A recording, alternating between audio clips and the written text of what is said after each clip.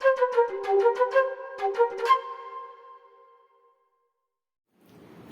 hello users. So in our last video we have discussed about this plasma membrane, its structures, its functions and everything related to it. Most parts of thing which are related to it. Okay. So currently we are going to study about the cell wall. चलो आसान भाषा में बताते हैं कि cell wall, ठीक है। पहले हम पढ़ चुके थे सेल मेम्ब्रेन मतलब क्या, एक सेल का सबसे नियरेस्ट डिलिमिटिंग स्ट्रक्चर, ठीक है। मतलब सेल को जो बाहरी भाग से लिमिट करता है, सबसे पहले वाला स्ट्रक्चर वो था हमारा सेल मेम्ब्रेन, ठीक है। पर अभी हम पढ़ेंगे सेल वॉल। ओके, ये सेल वॉल क्या है और एक प्रोटेक्शन जो सेल मेम्ब्रेन के ऊपर होता है। चलो देखते हैं सेल वॉल।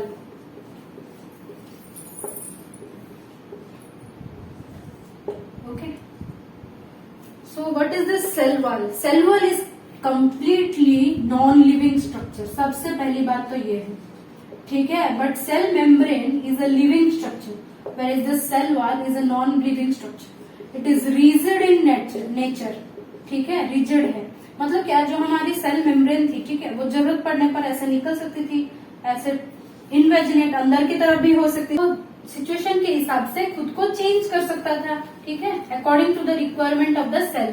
पर हमारी जो सेल वॉल है, घर का वॉल को कभी देखा है, उससे बारिश होने से या फिर कुछ आने के लिए वो खुद को चेंज कर सकता है क्या, तोड़ सकता है क्या, मतलब ऐसा ऐसा बन सकता है? नहीं बन सकता ना। तो वैसे ही सेल वॉल इसीलिए बोलते हैं इसको क्योंकि ये रिजिड है, ठीक है, रिजिड स्ट्रक्चर है, ठीक है। तो बेसिक जो कंपोजिशन है सेल वॉल का, अच्छा अभी ये अगर रिजिड है तो इसका सबसे पहला इफेक्ट क्या हो जाएगा? सेल की जो शेप है, घर का शेप जो भी है, रेक्टेंगुलर, ट्रायंगुलर, क्यूबॉइड जो भी है, वो क्यों है? Basically due to the outer wall ना, कि आफ्टर वॉल जो बना हुआ है वो इस हिसाब से बना दिया है, और क्योंकि वॉल है तो वो रिजिड है, इसी वजह से उसका शेप है, ठीक है। तो शेप मेंटेनेंस में सबसे इंपॉर्टेंट काम इसका रहेगा, सबसे इंपॉर्टेंट पॉइंट, ठीक है। Provide shape, particular shape and structure. जो भी सेल आप देखते हैं दुनिया में जिसका पर्टिकुलर शेप है एंड स्ट्रक्चर है, that is due to this cell wall presence, ठीक है। चलो और क्या, अभी चलते हैं इसके कॉम्पोजिशन पर, किस किस चीजों से बना हो सकता है कॉम्पोजिशन ऑफ सेल वॉल। अच्छा, तो किस पे सेल वॉल पाए जाते हैं उस हिसाब से ये डिपेंड करता है कि सेल वॉल का कॉम्पोजिशन कैसा हो, ठीक है। डिफरेंट चीजों में सेल वॉल पाए जाते हैं और वो डिफरेंट सेल वॉल्स का कंपोजिशन डिफरेंट होता है। सबसे पहले आप सेल वॉल कहाँ पे पाते हो? प्लांट सेल में सबसे पहले, ठीक है। Normal plant cell, eukaryotic cells, eukaryotes में से प्लांट सेल में। प्रोकैरियोट्स का सेल वॉल तो हम देख चुके थे, किससे बना था? पेप्टिडोग्लाइकन, ओके, पेप्टिडोग्लाइकन स्टिच उससे बना हुआ था। तो ये प्लांट सेल का जो सेल वॉल है वो बना हुआ है मेनली सेल्यूलोज, ठीक है, हेमी सेल्यूलोज। अच्छा, ये हेमी सेल्यूलोज और सेल्यूलोज क्या है? पॉलीसेकेराइड्स, ठीक है। पेक्टिन एंड सम प्रोटीन्स, ठीक है, प्रोटीन्स। ये तीन जो हैं वो पॉलीसेकेराइड है, ठीक है। ये तीन है पॉलीसेकेराइड्स, ये प्रोटीन्स, तो प्रोटीन्स है और क्या, ठीक है, एमिनो एसिड्स का चेन, ठीक है। ये बन गया नॉर्मल प्लांट सेल का सेल वॉल का कंपोजिशन। और कौन सी चीजों में हमें सेल वॉल देखने को मिलती है? ये लिख लिया है ना, चलो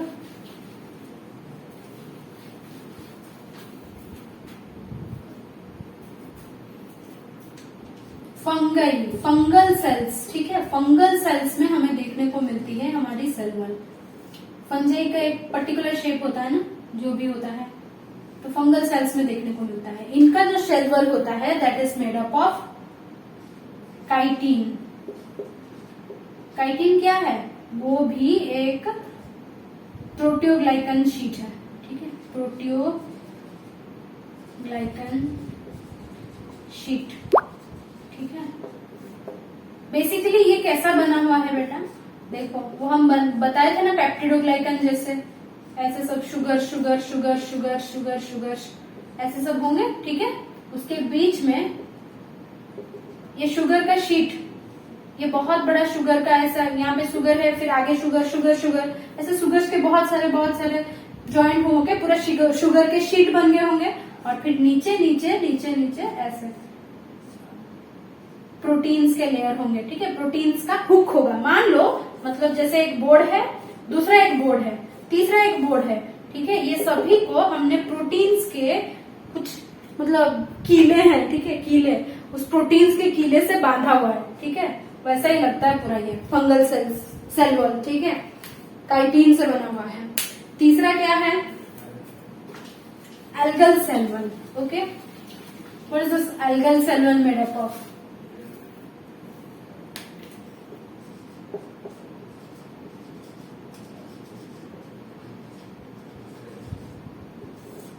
एल्जी में भी सेल वॉल होती है ना, क्यों? क्योंकि वो प्लांट ही तो है एक तरह का। ठीक है, लोअर प्लांट है पर प्लांट तो है। लोअर मतलब बहुत बहुत पुराने, नए नए जो प्लांट्स बने थे ना, वो उनकी ही वेराइटी है। ठीक है, तो अल्गल सेल वॉल क्या है, किससे बने हुए हैं? बेसिकली ग्लैक्टेंस, गैलेक्टेंस, मैनन्स,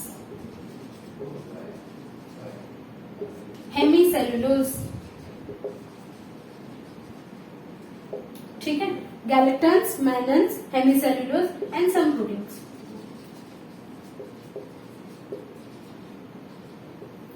ये गैलेक्टेंस, मैनन्स, हेमीसेल्युलोज, ये सब एक्चुअली ग्लूकोज मतलब पॉलीमर्स ऑफ शुगर है, पॉलीसेकेराइड्स।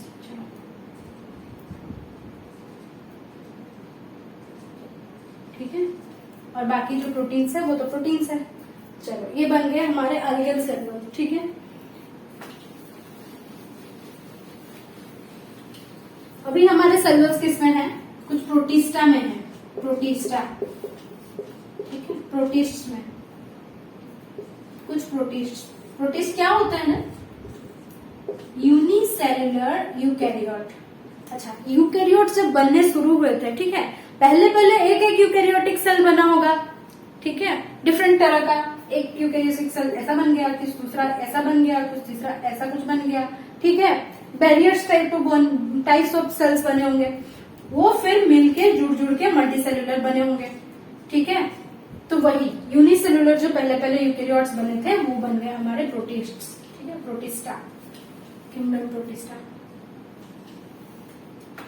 चलो, तो इनके जो सेल वॉल्स हैं वो बेसिकली बने हुए हैं सिलिका से। ठीक है, silica cell walls mainly made up of silica, ऐसा ही होगा। ओके, कहीं कहीं यहाँ पे प्रोटियोग्लाइकेंस भी मिलते हैं, प्रोटियोग्लाइकेंस।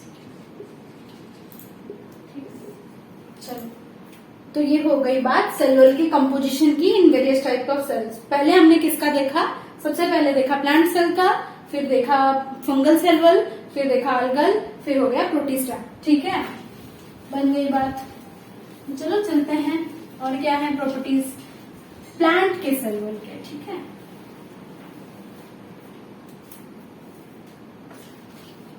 नॉर्मल थोड़े फंक्शंस बता देते हैं इसके सेल वॉल के।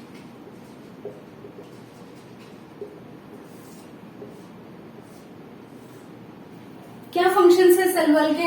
बोलिए, एक एक करते। अच्छा, बोल नहीं सकते तो कमेंट्स में लिख दीजिए यार। चलो, फंक्शंस, प्रोवाइड्स शेप, ये तो हम ऑलरेडी बात कर चुके हैं। ठीक है, प्रोवाइड्स एंड मेंटेन शेप। और क्या? Protects the cell, prevents bursting of cells, bursting of cells. ठीक है, तीसरा क्या है? बस्टिंग ऑफ सेल्स को कैसे प्रिवेंट करता है यार? देखो, ये थी हमारी प्लाज्मा मेम्ब्रेन और सेल। ठीक है, इसके ऊपर ऐसे लगी हुई है हमारी सेल वॉल। ठीक है, किसी को पता है कि इसको प्लाज्मा मेम्ब्रेन क्यों बोला जाता है? Plasma, why this word plasma all of a sudden came into existence for plasma membrane? Anybody do comment this. Okay, comment करके बता दीजिएगा, जरूर बताइए कमेंट करके। चलो देखो, ये सेल वॉल था, ठीक है, इसके अंदर बहुत पानी घुसता गया, पानी घुसता गया, पानी घुसता गया, पानी घुसता गया, बाहर अगर बहुत ज्यादा पानी है तो पानी बहुत जा रहा है, जा रहा है, तो ये क्या करने लगेगा, फूलने लगेगा, जैसे बैलून फूल जाता है ना पानी डालने से, तो ये अंदर, ये तो फ्लेक्सिबल है अपना, फूलने लगेगा। ठीक है, जैसे ही ये फूलने लगा, ठीक है, फूलने लगा, क्या होगा, बड़ा होना शुरू हो जाएगा। तो ऐसे भी हो सकता था कि बहुत ज्यादा पानी ले लेके जाके इसके अंदर ये फट सकता था, पर ये जो हमारी वॉल है, इसके वजह से जैसे ही ये इस वॉल के पास पहुंचा ना, वॉल भी इस तरफ से एक प्रेशर देना चालू करेगा। ये एक प्रेशर उसके ऊपर दे रहा है, ये एक प्रेशर इसके ऊपर दे रहा है, उतना ही जैसे आप रिएक्शन फोर्स देते हो। मैंने यहाँ पे मारा अगर, तो मैं इसको जितना फोर्स दे रही हूँ, ये भी मुझे, ये बोर्ड भी मुझे उतना ही फोर्स दे रहा है। ठीक है, उसी हिसाब से उतना ही फोर्स देगा ये भी जितना वो दे रहा होगा। इस वजह से इसकी ग्रोथ रुक जाएगी। समझ में आई बात? That is called wall pressure. ठीक है, बाय वॉल प्रेशर। चलो, और क्या बात हो गई बताओ?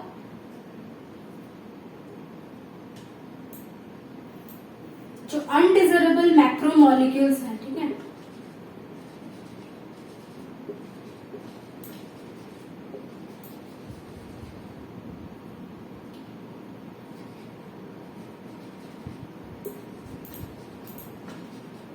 अनडिजरेबल जो मैक्रोमोलिक्यूल्स हैं, उनका पैसेज को ये प्रिवेंट करता है इनटू द सेल। ठीक है, prevents their passage into the cell, prevented into the cell. ठीक है, बहुत बड़े बड़े कुछ मैक्रोमोलिक्यूल्स हो गए, मान लो कोई इसको पीटने आ रहा है, या फिर कोई केमिकल है इसके अंदर आ रहा है। ठीक है, पीटने आ रहा है मतलब केमिकल ही होगा ना यार। ठीक है, तो वो शब्द से बचाता है। ठीक है, बचाता है, कौन बचाता है? हमारे जैसे धूल, बहुत ज्यादा धूल नहीं आती हमारे वॉल की वजह से। ठीक है, वैसे ही ये सेल वॉल भी उससे प्रोटेक्ट करता है। ठीक, और अगर इससे प्रोटेक्ट किया, जो मारने आ रहा है उससे अगर प्रोटेक्ट कर दिया, मतलब क्या, इन्फेक्शन से भी प्रोटेक्ट कर सकता है कि नहीं? Prevents infection.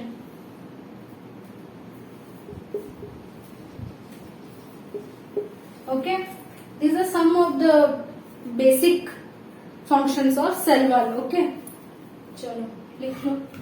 और क्या हो सकता है? अच्छा देखो, हमारा वॉल है करके अगर जरूरत पड़ी तो, अच्छा कौन देखा है? अच्छा देखो, आपका घर है मान लो, ठीक है, आपके घर के साइड में आपका जो बाउंड्री होता है, ठीक है, ये बाउंड्री क्या होता है? दो घरों के बीच का फासला होता है बस। ठीक है, दो घरों के बीच का, दो घरों के लिए ये बाउंड्री सेम होता है ना, मतलब इसके लिए भी सेम है, ए वाले घर के लिए भी और बी वाले घर के लिए भी सेम ही है। ठीक है, वैसे ही जो सेल वॉल होती है ना, वो भले ही डिफरेंट सेल्स में डिफरेंट हो, ठीक है, पर वो क्या करती है? अटैचमेंट देने के लिए हेल्प करती है। मान लो ये आपका वॉल है, ये घर का वॉल है, ठीक है, ये घर का वॉल है आपका, ये आपका घर का सेल वॉल है, ठीक है, और बीच में ऐसा कुछ बाउंड्री जैसा चीज रहता है जो दोनों में कॉमन रहता है। प्लांट सेल की बात बेसिकली कर रहे हैं, ठीक है, और दूसरे सेल्स में कुछ दूसरे वैसे अटैचमेंट देने के लिए हेल्प करता हो। ठीक है, तो ये अटैचमेंट वाली जो भी चीजें हैं, ये इनके बीच में आ जाती हैं। ठीक है, प्लांट सेल में इस अटैचमेंट को क्या बोलते हैं? Middle lamella. क्या बोलते हैं बेटा? Middle lamella. ठीक है, middle lamella. So it helps in attachment. अगर ये अटैचमेंट हो गई तो क्या होता है, कभी कभार उसके ऊपर से, अच्छा देखो, आपके बाउंड्री के चारों ओर मम्मी कभी कभार इनके घर से कुछ यहाँ पे आ सकता है, मान लो कुछ सब्जी वब्जी हो गई, कुछ भी चीजें जो जरूरत पड़े, तो आप लोग नेवर से ऐसे ही मांग लेते हैं ना, तो ठीक है, ऐसे घर टू घर ट्रांसफर हो सकता है। ठीक है, तो इसीलिए इनके दीवार के थ्रू, ठीक है, ट्रांसफर होने के लिए यहाँ पे भी कुछ बनाया है इन्होंने। ठीक है, यहाँ पे भी ऐसे कुछ एक बना दिया है इन लोगों ने। ठीक है, इसको हम लोग क्या बोलते हैं? Plasmodesmata. So this all attachment and this motion, ठीक है, इस सबको हम लिखते हैं सेल टू सेल इंटरेक्शन। क्या बोलेंगे? Cell cell interaction. Okay, cell to cell interaction उसमें रख दिए, और दोनों के बीच में, ताकि चीजों का आदान प्रदान हो सके। ठीक है, so due for interaction they have made this one passage, ठीक है, that is called plasmodesmata. This passage is called plasmodesmata.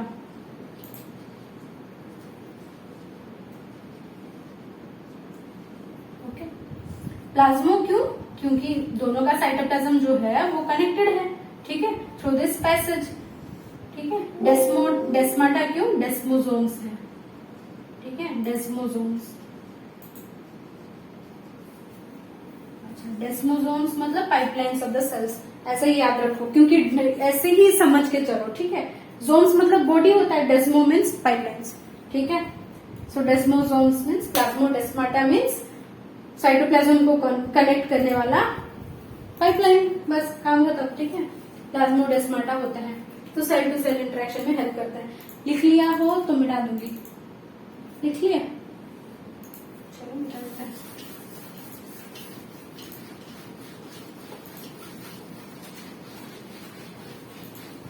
पहले ऊपर वाला मिटाना चाहिए था, है ना। अच्छा चलो, और क्या होता है? प्लांट सेल्स जो होते हैं, ठीक है, जो प्लांट्स के सेल होते हैं ना, और उनका जो सेल वॉल होता है, सबसे पहले जो उनका सेल वॉल बनता है ना बेटा, that is a primary cell wall. Okay, मान लो ये एक प्लांट सेल है, ठीक है, एनी प्लांट सेल, ठीक है, इसके अंदर तो सेल बना है, ये तो सेल वॉल है, ठीक है। सबसे पहले जो उसका सेल वॉल होता है ना, उसको हम लोग क्या बोलते हैं? Primary cell wall.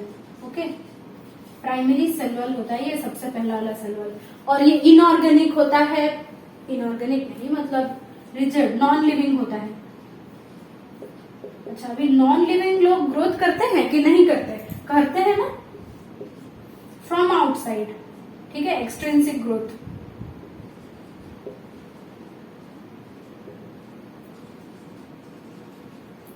कैसे होता है? देखो, इसके अंदर हेमीसेलुलोज, सेलुलोज सब इसके अंदर ही है, ठीक है।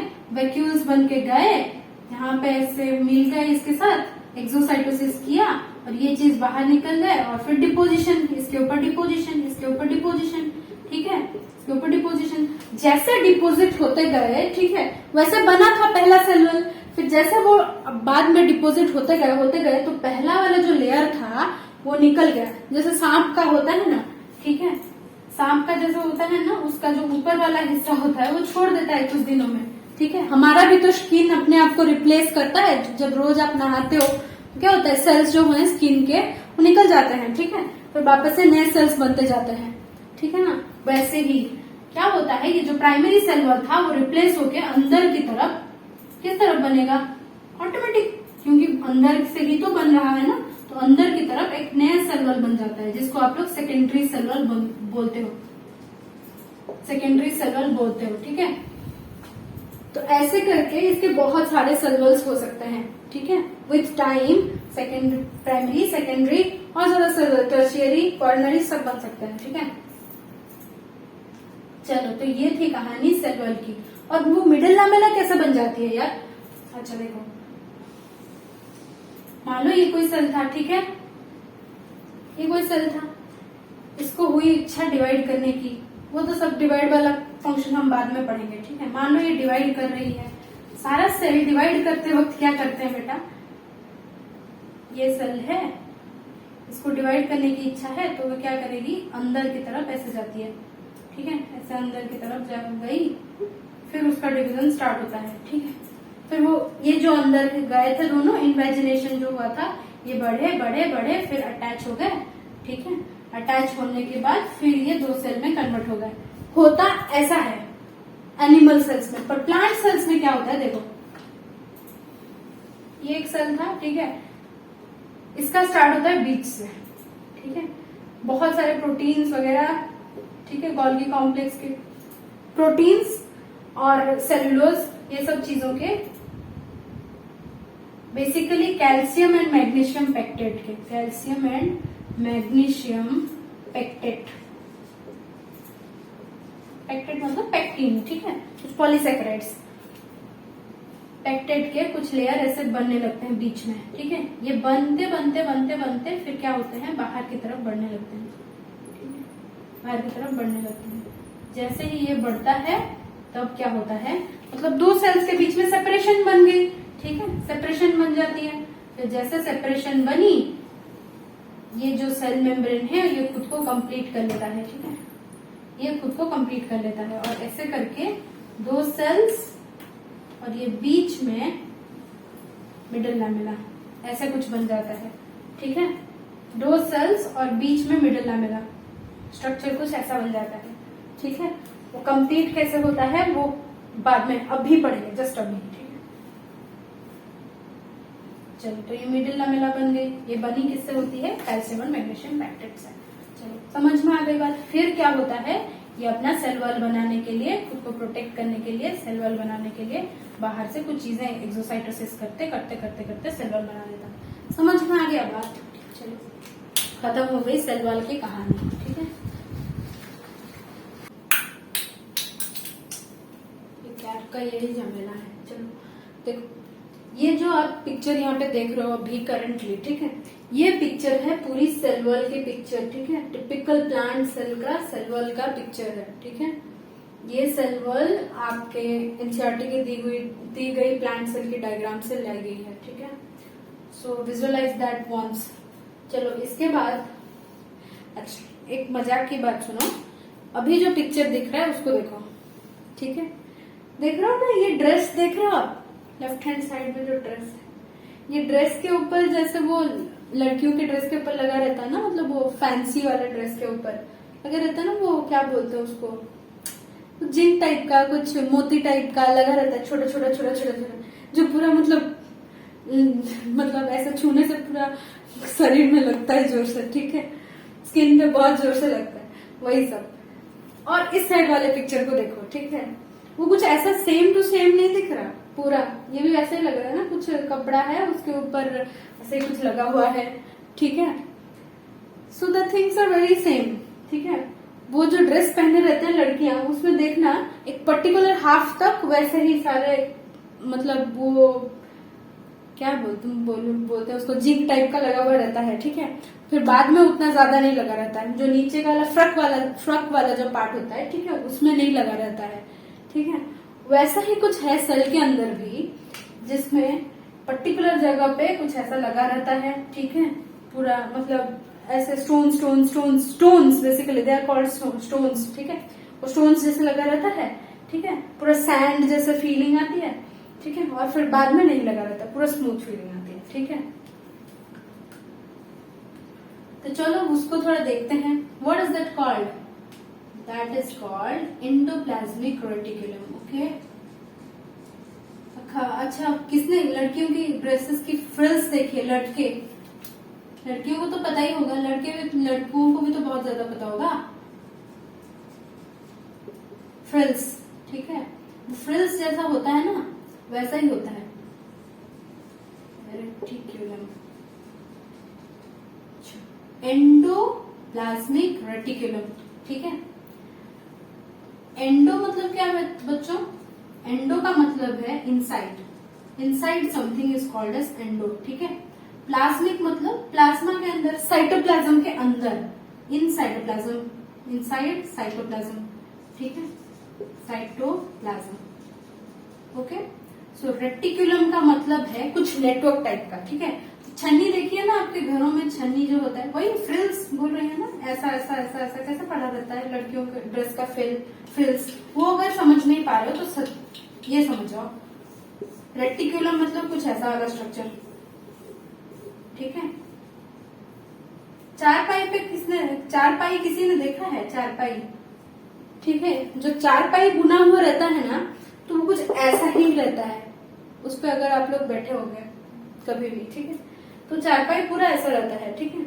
उसमें डिफरेंट पैटर्न्स भी होते हैं, ऐसा नहीं कि सिर्फ एक ही पैटर्न ऐसा हो, ठीक है। उसमें डिफरेंट, कभी कभार देखना ऐसा पैटर्न बन जाता है, कभी कभार देखना ट्रायंगुलर पैटर्न बना हुआ रहता है, ठीक है। पूरा चारपाई का जो वो जैसे होता है, ठीक है, उसकी सीविंग जैसे होती है ना, वैसा ही एक स्ट्रक्चर, उसको हम लोग रेटिकुलम बोलेंगे, ठीक है। तो इसको एंडोप्लाज्मिक रेटिकुलम क्यों बोला जाता है, ठीक है।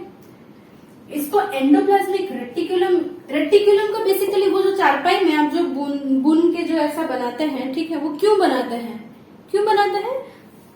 ताकि वो जो टेंशन हो, ठीक है, ऐसे बुनने की वजह से जो टेंशन बने ये रोव्स में, ठीक है, ऐसे बांध के रखने की वजह से जो टेंशन बने, ये टेंशन से क्या हो, कोई भी उसके ऊपर बैठे तो गिरे नहीं, ठीक है, कोई भी उसके ऊपर बैठे तो गिरे नहीं। Basically it provides the framework to the bed, वो चारपाई को, ठीक है, फ्रेमवर्क टू द बेड। अच्छा, लड़कियों का जो फ्रिल्स होता है देखना, उसके अंदर के साइड में कुछ नहीं होता, ठीक है, पर वो फ्रिल्स के वजह से वो ड्रेस बहुत ज्यादा फुला हुआ रहता है। समझ में आ रहा है? तो बेसिकली क्या होता है, that provides the skeletal framework, ठीक है। जैसे आपके बॉडी के अंदर स्केलेटन है, जैसे घर के लिए आप बनाते हो ना रॉड से, पूरा ऐसा वाला स्ट्रक्चर बनाते हो पहले, ठीक है, उसी के ऊपर फिर आप घर बनाते हो, ठीक है। वैसे ही ये रेटिकुलम क्या करता है, पूरे सेल को उसका स्ट्रेंथ प्रोवाइड करता है। समझ में आई बात? चलो, तो इसीलिए इसको कहा जाता है एंडोप्लाज्मिक रेटिकुलम। ओके,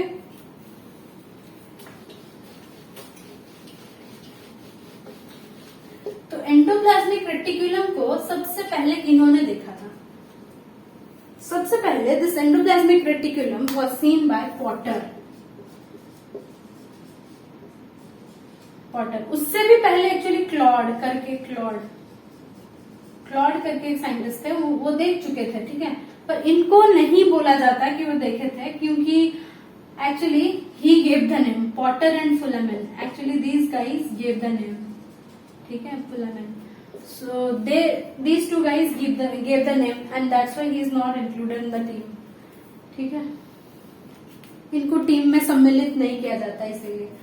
चलो, सब ये हो गई उनकी कहानी, डिस्कवरी की कहानी। तो ये स्टेन कौन सी लेती है? जो एंडोप्लाज्मिक रेटिकुलम है, ये रेटिकुलम है, ठीक है, तो वो स्टेन कैसी लेती है? नाइल रेड, ठीक है। अगर आपको सबसे अच्छे से देखना हो कभी भी एंडोप्लाज्मिक रेटिकुलम को, पुट दिस स्टेन डालेंगे तो कॉन्ट्रास्ट हो जाएगा। जैसे इस व्हाइट बोर्ड के ऊपर मैं ब्लू से लिख रही हूँ तो कॉन्ट्रास्ट हो रहा है, दिख रहा है आप लोगों को, ठीक है। वैसे ही नाइल रेड पुट कर दो, वो ले लेगा पूरा स्टेन, तो आपको दिख जाएगा पूरा अच्छे से, ठीक है। Nile red stain is used.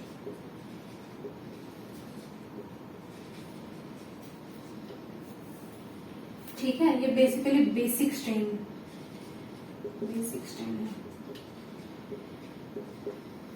ठीक है। चलो, अभी हम लोग देखते हैं कि ये कितना परसेंट उसका काम क्या है, क्या नहीं है, किससे बना हुआ है, ये सब देखते हैं बेसिकली। चलो, तो what is this network of membranes? खाली मेम्ब्रेन्स का ही नेटवर्क है, नेटवर्क ऑफ मेम्ब्रेन्स। अच्छा, किसने देखा है वो endosymbiotic theory and formation of cell organelles वाली theory? Lecture 3, okay, go visit and watch that lecture 3, ठीक है। लेक्चर 3 में we have made this one structure, that कैसे ये सब सेल्स की फॉर्मेशन हुई फ्रॉम दिस वन सेल, ठीक है। एक सेल में से कैसे ये सारे ऑर्गेनल्स की फॉर्मेशन हुई और फिर अंदर न्यूक्लियस रह गया, बाकी बाहर में पूरा का पूरा मेम्ब्रेन बन गया, ठीक है। पहले क्या था, सिर्फ ऐसा, और उसके अंदर कॉलॉइड, पूरा ये सब कॉलॉइडल पार्टिकल्स, और बीच में सिर्फ थोड़ा सा आरएनए या फिर डीएनए, कुछ भी, ठीक है, ऐसा ही था। फिर बाद में ये ऐसे बढ़ के बाहर आके फिर ये अपने आप ऊपर ऊपर ऊपर ऊपर ऊपर ऊपर फोल्ड करके बहुत ज्यादा, फिर क्या हुआ ना, जो लास्ट वाला मेम्ब्रेन था ये सब जुड़ गए, ठीक है। क्यों बना था वो? Basically to keep the reserve material, ठीक है। और जो चीजें चाहिए उसको अंदर रखने के लिए, उसको रखने के लिए ही सिर्फ ये सब बना था, ठीक है। इसी से जो न्यूक्लियर मेम्ब्रेन है वो भी डबल मेम्ब्रेन बन गया, ठीक है। चलो, और इससे बन गई हमारी network of membranes called as endoplasmic reticulum. तो जो एंडोप्लाज्मिक रेटिकुलम है, that is a network of membranes made up of three types folding, ठीक है। एक नेटवर्क था, एक मेम्ब्रेन था, वो अपने ऊपर ऐसा फोल्ड हुआ, ठीक है। एक मेम्ब्रेन कुछ ऐसा थोड़ा वर्टिकल था, वो फिर अपने ऊपर और ज्यादा ऐसा फोल्ड हो गया, ठीक है। और कुछ मेम्ब्रेन्स ऐसे बस बन गए, ठीक है, वेसिकल्स। तो ये जो बने लैमेला जैसे, शीट जैसे, जैसे हम बताए थे, शीट जैसे, ठीक है, लैमेला जैसे, इनको हम बोलने लगे सिस्टर्ने। ठीक है, सिस्टर्ने। ये जो बने इनको हम बोलने लगे ट्यूब्यूल्स। ठीक है, और ये जो बने इनको हम बोलने लगे वेसिकल्स। ठीक है, these are the three types the membrane folded on upon each other upon itself and formed the cisternae, tubules and vesicles with certain colloid within it। और ये जो cisternae हैं these are connected to each other, ऐसा नहीं है कि these are not connected to each other। ठीक है, these cisternae, these tubules, everything they are connected to each other। ठीक है, tubules भी अपने आप से कनेक्ट, मतलब ये cisternae से कनेक्टेड है। ठीक है, सब एक दूसरे से कनेक्टेड है।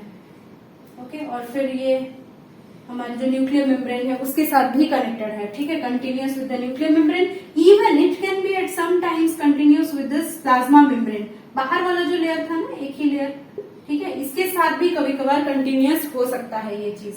ठीक है, so it may be continuous network of membranes folded upon itself.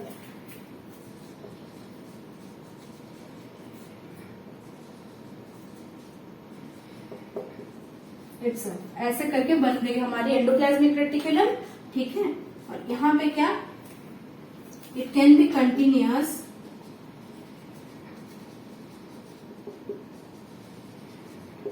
with both the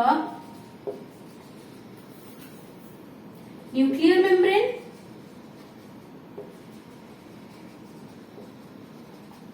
and also the plasma membrane। okay,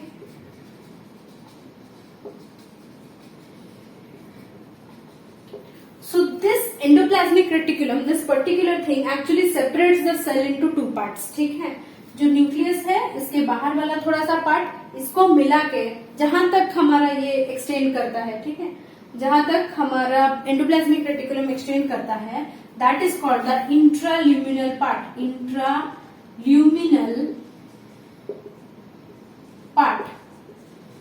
ठीक है, इंट्राल्यूमिनल पार्ट। अच्छा देखो, ये एक है, उसके अंदर अगर एक और सेल की मेम्ब्रेन होती, मान लो ये एक सेल का मेम्ब्रेन है, उसके अंदर अगर और एक मेम्ब्रेन होती तो क्या कैसा लगता कि ये कुछ ल्यूमेन है। ठीक है, ल्यूमेन मतलब क्या, एक पाइप है ना, पाइप के अंदर मान लो पानी जा रहा है। ठीक है, जो जगह पे पानी जाता है उसको हम ल्यूमेन बोल देते हैं। ठीक है, तो ये हो गई उसकी ल्यूमेन और ये हो जाती है इसकी थिकनेस। ठीक है, ये इसको हम बोलेंगे इंट्राल्यूमिनल और इसको बोलेंगे एक्स्ट्राल्यूमिनल। ओके, वैसे ही बात है, जहां तक हमारी ये रहती है एंडोप्लाज्मिक रेटिकुलम, उसको हम लोग इंट्राल्यूमिनल बोल देते पार्ट। ठीक है, आउटसाइड ईआर हम उस रीजन को बोलते हैं एक्स्ट्राल्यूमिनल रीजन। ठीक है, रीजन। समझ में आई बात, बन गई है। Okay, you will be getting this in the notes again in the description.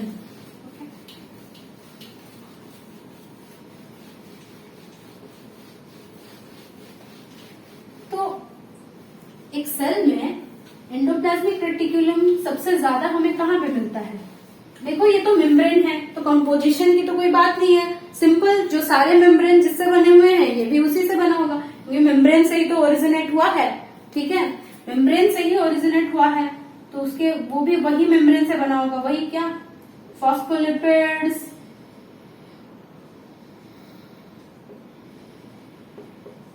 Proteins और क्या, सम शुगर्स। ठीक है, कुछ शुगर मॉलिक्यूल्स, और क्या बन सकते हैं, cholesterol. Okay, all this things make up the membranes, all membranes inside. खाली नहीं कि एंडोप्लाज्मिक रेटिकुलम, जो भी मेम्ब्रेनस स्ट्रक्चर्स आपको मिलेंगे, ठीक है, all this membranous structures are actually derived again from this endoplasmic reticulum.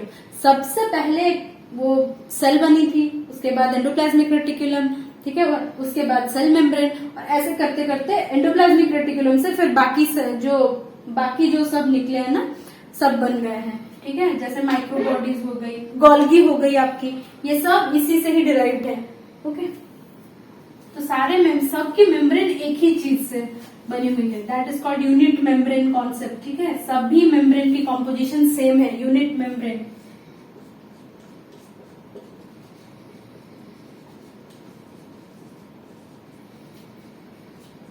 Okay, unit membrane concept, इसका मतलब कि सारी जो मेम्ब्रेन है सबकी कॉम्पोजिशन सेम है।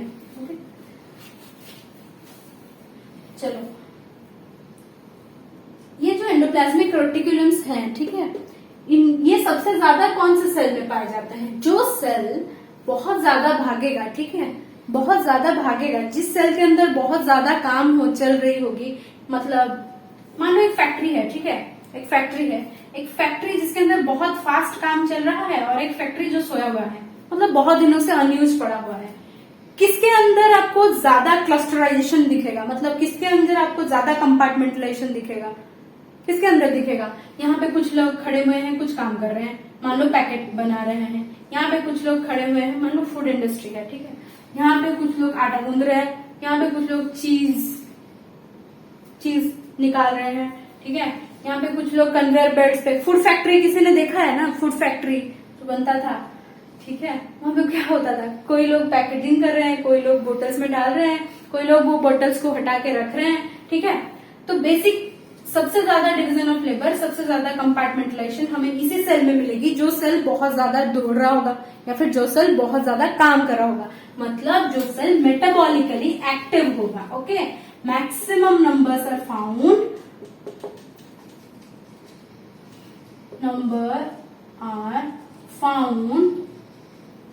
in metabolically active cells, metabolically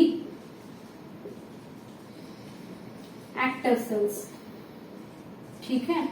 totally नहीं मिलते कौन से सेल में? नहीं मैडम, प्रोकैरियोटिक सेल्स में तो कभी नहीं मिलते, ठीक है, उनके अलावा कौन से यूकैरियोटिक सेल्स में नहीं मिलते?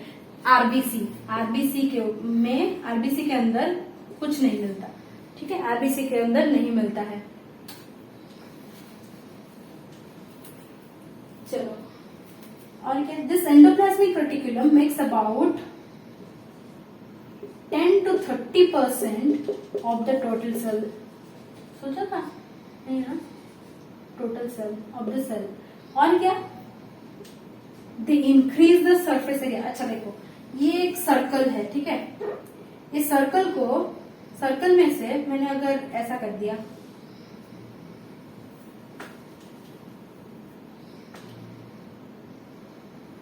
सर्कल को मैंने बस क्या किया, थोड़ा सा ऐसे मोड़ दिया, ये सर्कल को मान लो, ठीक है, यहाँ पे थोड़ा मोड़ दिया, थोड़ा मोड़ दिया, थोड़ा सा बस मोड़ दिया, थोड़ा सा मोड़ दिया, ठीक है। इसका जो डायमीटर था वो सेम टू सेम है, मान लो 15 सेंटीमीटर का था, 10 कर देता है ना, कैलकुलेशन में इजी हो जाएगी।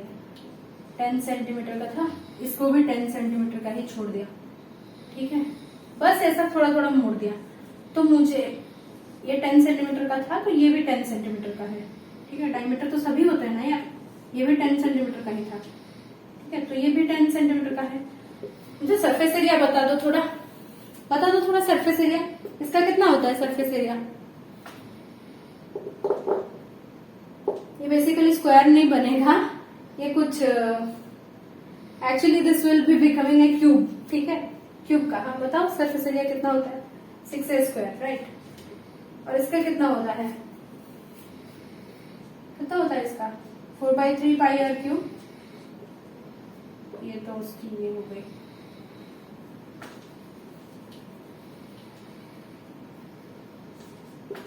फोर πr², ऐसा ही कुछ है, ठीक है।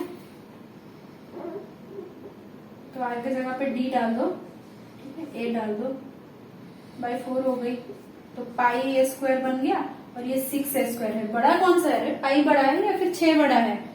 पाई तो 3.14 के टर्म्स पे आता है ना, और 6 तो 6 है, इसका डबल ऑलमोस्ट, ठीक है। तो ये बताने के लिए बोल रहे हैं बेटा, जब भी फोल्डिंग हो जाएगी ना, ठीक है, ऐसा सर्कुलर मेम्ब्रेन था, ठीक है, जब भी इसका फोल्डिंग होगा या फिर ऐसा कुछ निकलेगा या फिर ये थोड़ा भी ऐसा कुछ बनेगा ना, तो उसका सरफेस एरिया जो है बहुत बड़ा बन जाएगा, ठीक है,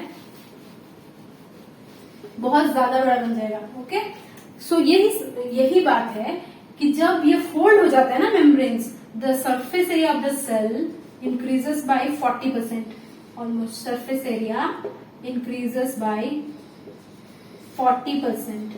ठीक है, सो सरफेस एरिया बढ़ाने में इसका बहुत बड़ा रोल है। ठीक है, चलो इतनी बात समझ में आई। अभी क्या कि दो टाइप के बेसिकली होते हैं these cells, these endoplasmic reticulums. क्या क्या होते हैं? RER, SER। ठीक है, एक एक करके दोनों को देखें, एक साथ देख लेते हैं। मैंने मिटा दिया, बन गया था या नहीं नहीं पता मुझे।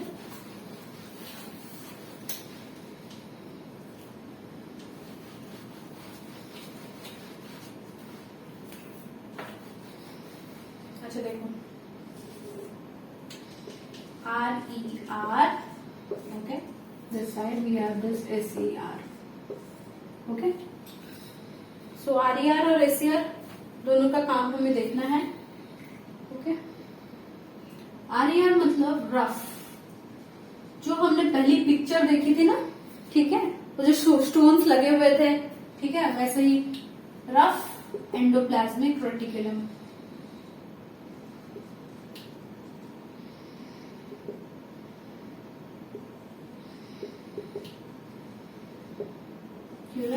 ये हो गया स्मूथ यार। अच्छा देखो, ये रफ जो है, ये रफ क्यों है? मतलब क्या, कपड़े के ऊपर वैसे ही स्टोन्स लगे हुए हैं तभी तो रफ है। ठीक है, या फिर किसी मिट्टी का कुछ चीज बना है, उसके ऊपर हमने सैंड लगा दिया है तभी तो वो रफ है। ठीक है, तो ये रफ है due to the presence of ribosomes. ठीक है, राइबोसोम्स क्या करते हैं, न्यूक्लियस में बन गए, ठीक है, न्यूक्लियस में या फिर हमारे साइटोप्लाज्म में बन गए, बनने के बाद आके इससे चिपक जाते हैं। ये मेम्ब्रेन्स होते हैं ना, ये मेम्ब्रेन्स के ऊपर कुछ प्रोटीन्स होती है, ठीक है, जो कि इनको देखने पर उनको प्यार आ जाता है पूरा। ठीक है, ये प्रोटीन्स राइबोसोम देखने पर उनको प्यार आ जाता है। ठीक है, ऐसे वाले कुछ होते हैं। और तो क्या करते हैं, राइबोसोम्स को तुरंत अट्रैक्ट कर लेते हैं और उनके साथ अटैच हो जाते हैं। ठीक है, ये राइबोसोम्स की अटैचमेंट की वजह से ये जो हमारे एंडोप्लाज्मिक रेटिकुलम है वो रफ बन जाते हैं। ठीक है, अभी अगर किसी के पास राइबोसोम्स है तो क्या काम कर सकता है? राइबोसोम्स का काम बेसिकली क्या है? Machinery for protein synthesis. ठीक है, सो ये प्रोटीन सिंथेसिस कर लेता है, कौन सी बड़ी बात है, किडनी के ऊपर प्रोटीन सिंथेसिस बन हो जाती है। ठीक है, अभी प्रोटीन सिंथेसिस इनके अंदर हो गई, इनके पास हो गई। ठीक है, बेसिकली इनके अंदर हुई नहीं है, इनके ऊपर हो गई, इनके पास हो गई। प्रोटीन सिंथेसिस होने के बाद ये प्रोटीन्स उस फॉर्म में नहीं होते। ठीक है, मान लो ये प्रोटीन कुछ ऐसा बना है, पर ऐसा नहीं होते प्रोटीन्स। ठीक है, इनको मूव कराने के लिए, इनको दूसरी जगह ले जाने के लिए, दूसरे सेल्स में ले जाने के लिए, ठीक है, इनको फोल्ड करना पड़ता है। जैसे हमने बोला था ना, ये प्रोटीन अपने आप ऐसा फोल्ड होगा, ऐसा फोल्ड होगा, या फिर हो सकता है ये प्रोटीन है वो किसी दूसरे के साथ मिलकर ऐसा हेलिक्स बनाएगा। ठीक है, ऐसा बन सकता है। ठीक है, या फिर ये प्रोटीन ऐसे मान के खुद के ऊपर ऐसे कुछ शीट्स बना सकते हैं। ठीक है, तो ये सारी चीजें जो प्रोटीन को अपना खुद का शेप देता है, खुद का folding of protein and complexity of protein. ठीक है, कॉम्प्लेक्स फॉर्म मतलब एक सिंपल सा स्ट्रक्चर था यार, उसको मोड़ मार के कॉम्प्लेक्स स्ट्रक्चर बना दिया, वही चीज। ठीक है, protein synthesis, folding and complexity of protein.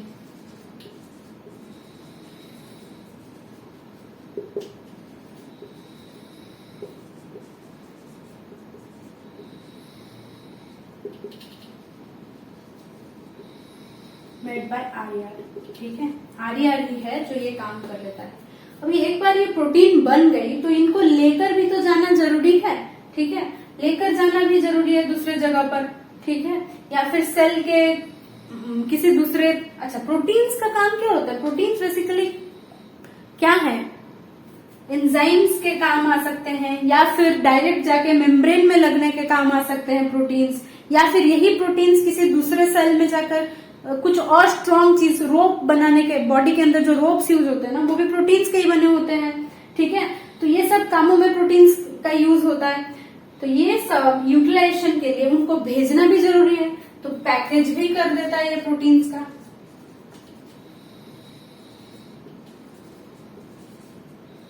Proteins किसके अंदर पैकेज करके भेजेगा, पैकेज करने के लिए उसको कुछ चाहिए, ठीक है, ऐसे पैकेट्स कुछ चाहिए। तो वेसिकल्स जो है ना वो करते हैं पैकेजिंग के काम, ठीक है।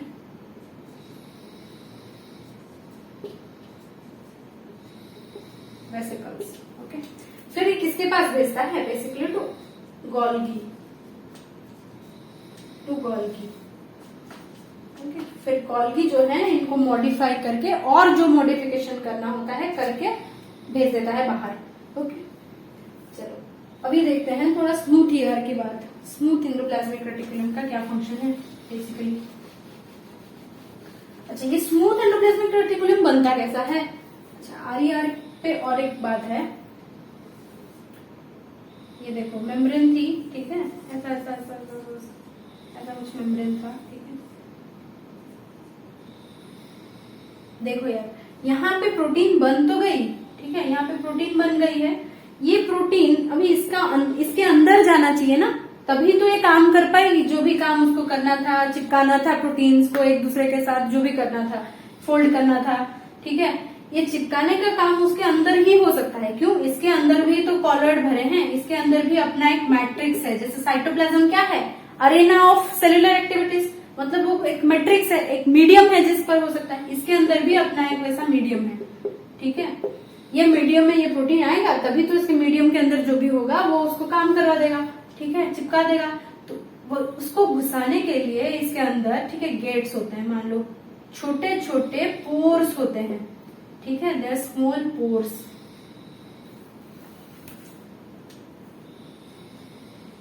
स्मॉल पोर्स आर प्रेजेंट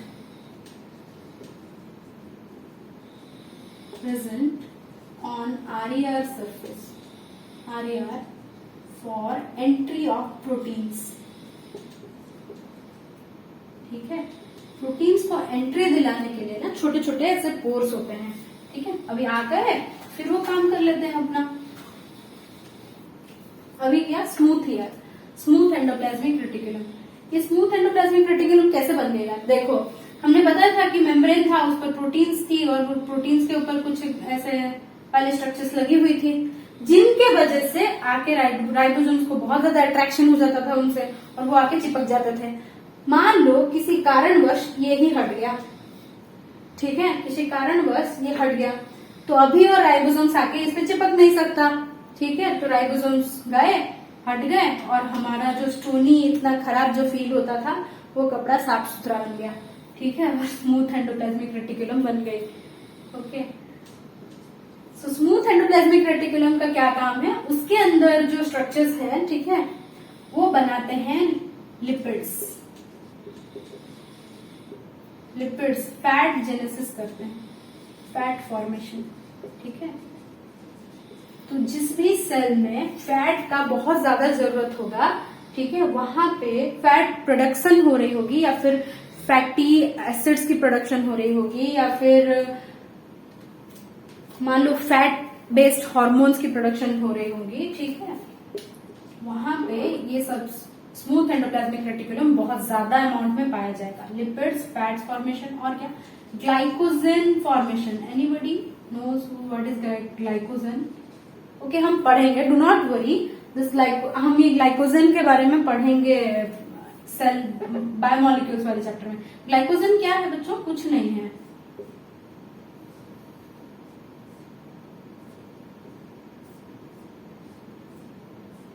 हर जगह पे हमने देखी थी कि ये दो जो हमारे ग्लूकोज के मॉलिक्यूल्स थे, इनके बीच में प्रोटीन्स था या फिर कुछ ऐसा था जो उनको कनेक्ट करता था, ठीक है। अभी ये क्या है, ये सारे ग्लूकोज मॉलिक्यूल्स ऐसे खुद ब खुद कनेक्टेड हैं, ठीक है, अपने आप, सम बॉन्ड्स के थ्रू ऑफ कोर्स, ठीक है, ऐसे कनेक्टेड हैं पूरे, पूरा चलता जाता है, ठीक है, ऐसे ब्रांचिंग होके पूरा ऐसे सीधा सीधा होके कुछ भी होके ऐसे कनेक्टेड है। उन्हीं को, यही स्ट्रक्चर को हम बोलते हैं ग्लाइकोजन, ठीक है, मतलब ये पॉलीसेकेराइड है, वही polymer of glucose. Fat formation, glycogen formation, cholesterol formation, cholesterol modification, sterol formation, sterol formation, okay. अगर ये सारी चीज यहाँ पे बनते हैं तो इनको स्टोर करने वाले भी यहीं पे बनते होंगे, ठीक है। Spherosomes are formed here.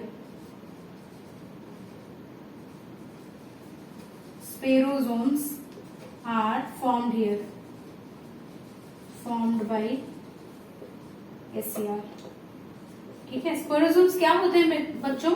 स्फेरोसोम्स वो स्ट्रक्चर्स हैं जिनके अंदर स्टेरॉल्स या फिर लिपिड्स बास कर सकते हैं, ठीक है। रिजर्व मटेरियल की तरह रह सकते हैं, ठीक है। जब काम नहीं है कुछ लिपिड को ना, तब वो स्टोर होके ऐसे ही रह सकता है इनसाइड द स्फेरोसोम्स पूरा टाइम, ठीक है।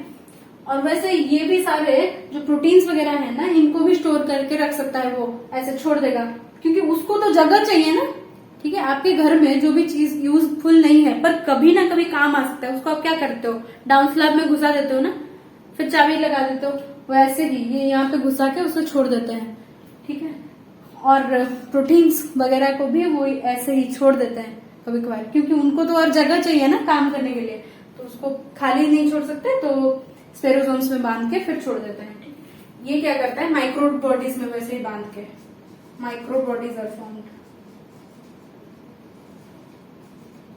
स्फेरोसोम भी एक्चुअली एक माइक्रो बॉडी ही है, ठीक है। So various type of microbodies are formed and उसको छोड़ देते हैं। चलो, और क्या काम है इसका? अच्छा, हमने पहले ही बोल दिया है कि ये जो है हमारा एंडोप्लाज्मिक रेटिकुलम, इसके अंदर एक कॉलॉइड है। तो कॉलॉइड है तो इसके अंदर प्रोटीन्स भी होगी, जाहिर सी बात है। कुछ ग्लू है, हम बोल चुके हैं, ठीक है। कुछ एंजाइम्स भी होंगे, मतलब कुछ काटने वाले, कुछ तोड़ने वाले, ठीक है, कुछ जोड़ने वाले, ऐसे सब चीजें होंगी, ठीक है।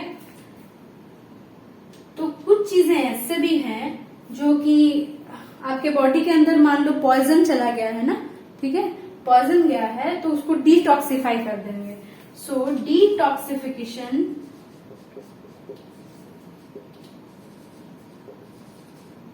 Happens here, okay. एक पर्टिकुलर वैसे ही है डिटॉक्सिफिकेशन फिकेटिंग एजेंट है, ठीक है। मतलब एक कोई है जो कि इसको डिटॉक्सिफाई कर सकता है। कोई भी टॉक्सिन्स हमारे बॉडी में चले गए हों तो उसको डिटॉक्सिफाई कर सकता है। वो कहाँ होता है? SCR में होता है। तो स्मूथ एंडोप्लाज्मिक रेटिकुलम सबसे ज्यादा कहाँ पाए जाएंगे?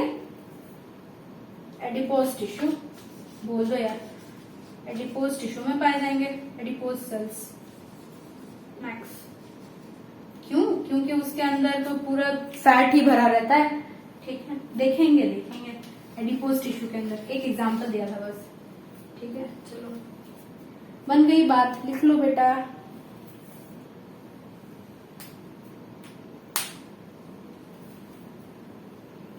और क्या फंक्शंस है एंडोप्लाज्मिक रेटिकुलम के? वो तो हमने बोल ही दिया कि लॉजिस्टिक्स का काम पूरा यही करता है, संभालता है, बनाता है, फेंकता है बाहर, ठीक है। सबसे इंपॉर्टेंट और एक फंक्शन है, ठीक है। हमने एक बात बोली आपको कि मेम्ब्रेन्स के साथ अटैच्ड होता है, ठीक है। सबसे पहले मेम्ब्रेन जो कंपार्टमेंटलाइजेशन होती है इसके वजह से ही होती है। तो जब टूटता है ना सेल, जब सेल डिवीजन होती है, ठीक है, सेल जब उसका जब मन करता है तोड़ने का, खुद को, उसकी आबादी बढ़ाने का, तब जो न्यूक्लियर मेम्ब्रेन होती है, तब क्या होता है, न्यूक्लियस इतना सारा क्रोमोसोम्स होता है ना, उसको तोड़ने के लिए, उसको एक पर्टिकुलर शेप देने के लिए क्या किया जाता है? वो जो न्यूक्लियर, अच्छा देखो, मान लो ये कोई खजाना है, ठीक है, और अंबानी की एग्जांपल ले लो यार। मान लो अभी अंबानी मर जाते हैं, मुकेश अंबानी, ये वीडियो पे बैन लग सकता है, सो मान लो, ठीक है, वो मरने से पहले बोलते हैं कि मेरा जितना जमा पूंजी है मैं अपने दोनों बेटों के बीच में उसको डिवाइड कर दूंगा, ठीक है, डिवाइड कर दूंगा। तो उनको डिवाइड करने के लिए उनको पहले निकालना पड़ेगा ना, उनके जितने रखे हुए जमा पूंजी जितने सारे हैं, निकालना पड़ेगा पहले। चलो, वही करता है सेल भी जब वो डिवाइड करता है, ठीक है। क्या करता है, उसका जो न्यूक्लियर मेम्ब्रेन है ना, ऐसा कुछ न्यूक्लियर मेम्ब्रेन रहता है ना, पूरा ऐसा कवर किया हुआ, ठीक है, कवर किया हुआ पूरा रहता है, और उसके अंदर रहती है उसकी जमा पूंजी। वो जमा पूंजी निकालने के लिए पहले इसको डिसॉल्व तो करना पड़ेगा ना, इसको तोड़ना पड़ेगा, तोड़ना पड़ेगा। पहले पासवर्ड जो होगा वो पासवर्ड तो तोड़ना पड़ेगा, नहीं तो निकलेगा कैसे, ठीक है।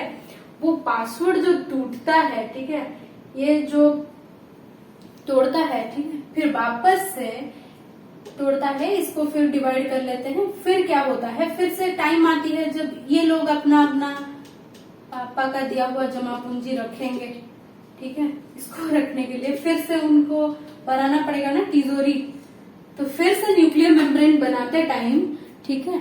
एक तो न्यूक्लियर मेम्ब्रेन तोड़ा जब था, पहले जब तिजोरी तोड़ी थी, तो वो की को संभाल के कौन रखा था, एंडोप्लाज्मिक रेटिकुलम, ठीक है। जब ये फिर से बनने की बात आई, तब कौन बनाया, एंडोप्लाज्मिक रेटिकुलम। एक बार जब टूटा था during cell division,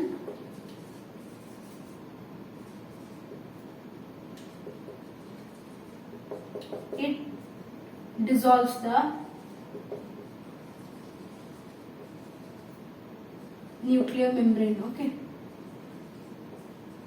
membrane and stores, उसको स्टोर कर लेता है, ठीक है।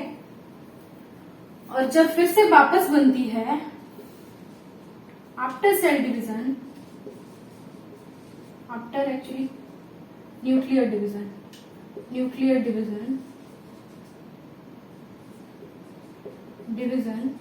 it again forms the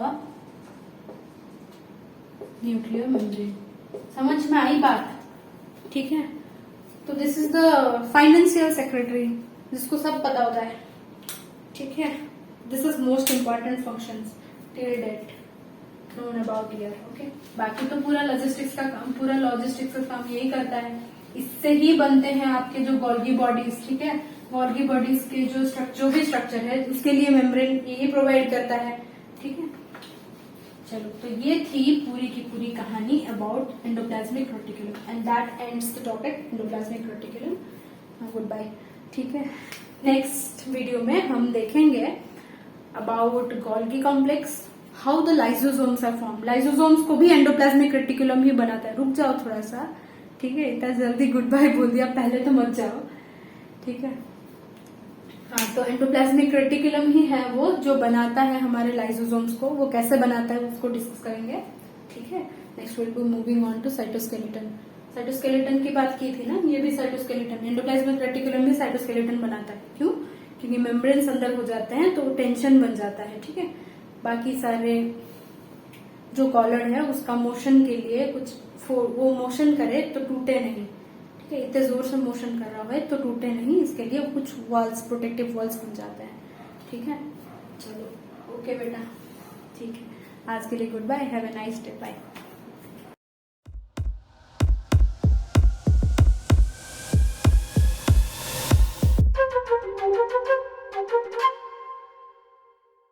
Letting you think out of box.